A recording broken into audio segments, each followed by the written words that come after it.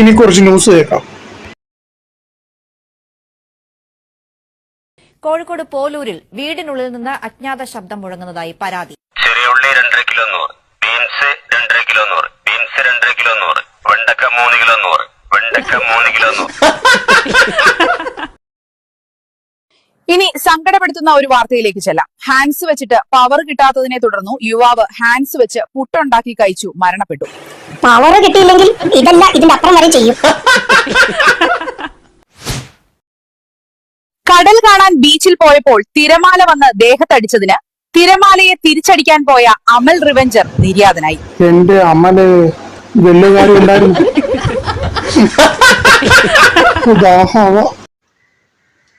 വിഴിഞ്ഞം കടപ്പുറത്ത് മറഞ്ഞ കപ്പലിലെ കണ്ടെയ്നറിനുള്ളിൽ സോംബികളാണെന്ന് അധികൃതർ അറിയിച്ചിരിക്കുന്നു. തീരദേശത്തുള്ളവർ ജാഗ്രത പാലിക്കുക.